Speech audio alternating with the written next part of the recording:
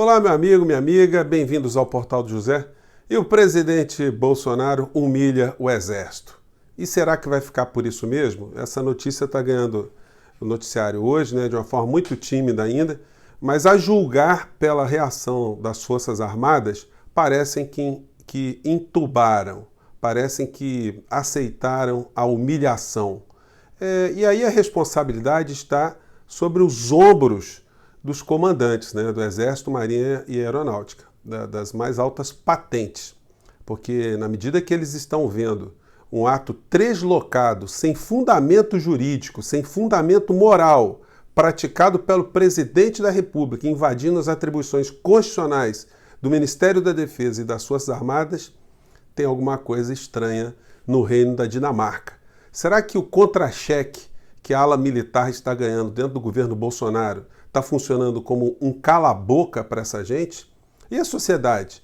Como é que a história julgará essas pessoas todas que estão dentro do governo Bolsonaro e estão se omitindo com relação a essas coisas? Bom, gente, eu vou explicar isso um pouco mais para vocês.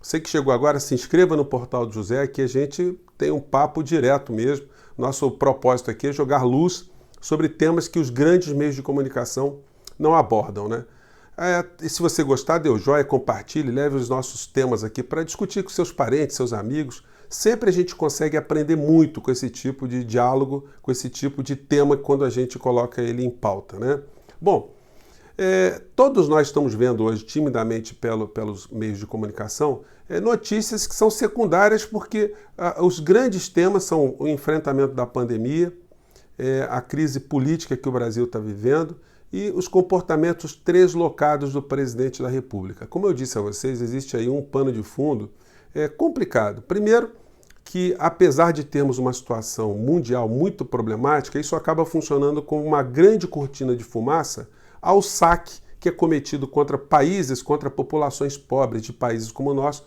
como está acontecendo agora. Porque não pense você que as pandemias, as catástrofes e as crises são para todas as pessoas, não. Existem grupos que são muito protegidos e grupos que conseguem extrair grandes benefícios no meio da catástrofe. Eles têm estratégias para todo tipo de configuração. Então, enquanto o povo brasileiro está sendo jogado cada vez mais numa situação de miséria e uma situação de empobrecimento, tem uma parcela muito pequena, ínfima, que está ganhando muito dinheiro. Não pense você que o Itaú, o Bradesco, o Santander, a família Marinho, a família dos bilionários desse país sairão piores dessa crise do que estão entrando, não. Tem muito interesse e aí isso explica um pouco porque eles não atuam de uma forma muito contundente para extirpar do poder do nosso país, do poder central, esse órgão gangrenado que é o presidente da República e todos os parasitas homicidas que estão junto com ele. Eu digo parasitas homicidas porque você já sabe, eu abordei no programa anterior que o presidente conscientemente, quando ele sabe que os atos que ele está comandando acarretam resultado morte e ele não faz absolutamente nada, ele só pode ser um assassino e as pessoas que estão com ele são cúmplices. E por isso que o ministro Moro nunca deverá ser esquecido no meio dessa história. Por mais qualidades que ele possa ter sobre o olhar dos seus simpatizantes, essa mácula na história dele será a maior mácula da história da vida desse personagem. E vamos deixar isso bem registrado aqui. Mas vamos voltar aqui ao assunto principal. O que aconteceu, gente? Por que o Exército, por que o Ministério da Defesa foram humilhados pelo presidente da República e até o momento que eu estou gravando esse vídeo, nada está acontecendo, Aliás, em se tratando de situações graves, só para dar uma frisada, o dólar está batendo recorde de novo, porque é a moeda brasileira que mais se desvaloriza no mundo no meio dessa história toda que a gente está vivendo. Bom, então o que aconteceu? Aconteceu que o Ministério da Defesa, aliás foi o Exército, através do Ministério da Defesa, Comando Exército, Comando Logístico, Diretoria de Fiscalização de Produtos Controlados, eles baixaram a portaria 46, depois baixaram a portaria 661, que regula e rastreia a utilização de armas de fogo no nosso país. Então, todas as armas aqui teriam que ser registradas, teriam que ter um DNA, vamos dizer assim, e a tecnologia permite que isso seja feito de uma maneira seja feito de uma maneira mais eficiente. As munições também teriam que ser registradas e por aí vai. Mas é só disso que se trata essa portaria? Não. Ela trata de assuntos muito mais estratégicos. E por que o presidente da República mandou revogar essa portaria? Né? Para atender que tipo de interesse? Ele invocou ali uma norma de ordem técnica? Ele teve um fundamento ali de proteção à sociedade? Quem é que o presidente está protegendo ou tentando proteger, evitando com que armas de fogo e munições não sejam rastreáveis? Mas o pior é o que tem no conjunto da obra aqui, né? Nesse anexo aqui, não só as armas de fogo deveriam ser rastreadas, mas também dinamite, explosivo plástico, emulsão encartuchada, pólvoras mecânicas, pólvoras químicas, acessório explosivo, outros acessórios iniciadores e conjunto estopim-espoleta. Como vocês podem ver, são assuntos assim da maior importância que deveriam e que são tratados pela competência exclusiva do Exército Brasileiro, que regula as armas que chegam até o Brasil, os explosivos, a procedência, a sua distribuição, enfim. Por que o presidente resolveu interferir nesse tipo de situação? A justificativa dele foi que essa portaria desatende o pensamento dele. Isso fere absolutamente o princípio da legalidade, da impessoalidade, da moralidade, enfim, de todos os princípios constitucionais na gestão da coisa pública. Então isso acabou motivando o Ministério Público Federal a abrir 2 inquéritos para investigar a responsabilidade do presidente da República.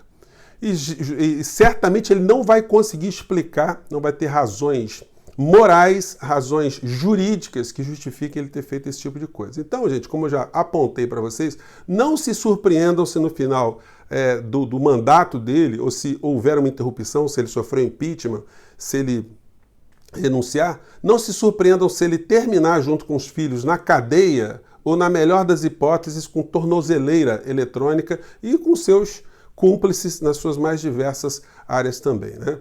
O que faz assim com que ele ainda tenha um grande apoio assim de uma parcela da sociedade, o pessoal faz carreata, desafia a ciência, desafia a saúde, é uma coisa muito abstrata e incrível sob o olhar assim de uma pessoa racional, uma pessoa consciente do que acontece de uma maneira geral, né?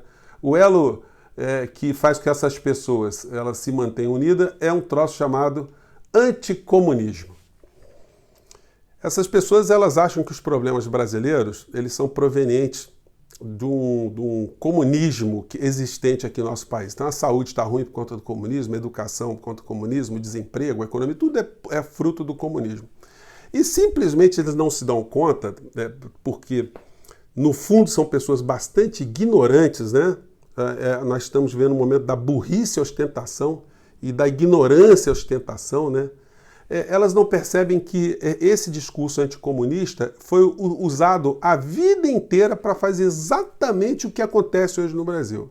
Você criar um inimigo imaginário, um inimigo abstrato, você não consegue entender o que está acontecendo e você acha que é a culpa desse fenômeno escondido.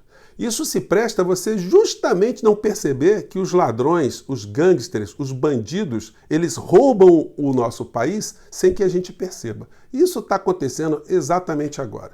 Enquanto ficam essas pessoas, como aquele personagem, né? O Dirceu Borboleta, querendo achar comunista em tudo quanto é canto para resolver os problemas do Brasil, e o presidente da República, né, ele usou como mantra na campanha dele combater o cocô. Vocês se lembram disso? Combater comunista e combater corrupto, né?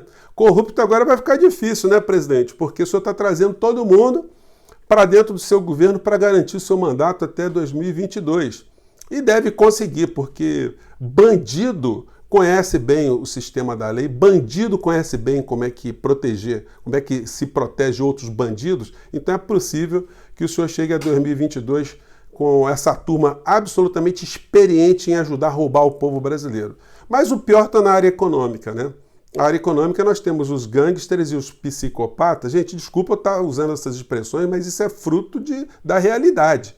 O que nós temos dentro do governo brasileiro, na área econômica, são bandidos, são gangsters a serviço de todo esse poder econômico. Como eu disse a vocês, depois de terminar essa crise, nós, sociedade brasileira, terminaremos essa história mais pobres, mais endividados, com mais problemas, e esse grupo que está no poder, que usa Bolsonaro, o anticomunista e seus retardatários comunistas também ao seu redor, esse pessoal todo vai ganhar muito dinheiro enquanto a gente fica iludido com esse bando de loucos.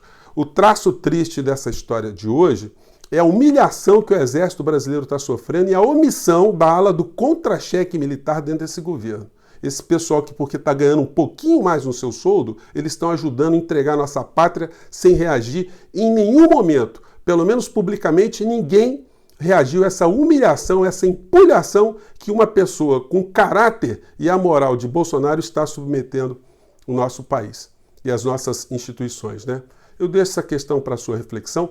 Vou deixar as portarias para você que quiser estudar, você quiser aprofundar o tema aqui na descrição do nosso vídeo. E se você chegou hoje aqui, se inscreva, porque aqui já deu para ver, né? A gente não tem papas na língua. Gente, muito obrigado por estar aqui com a gente. Um grande abraço, até o próximo vídeo. Tchau.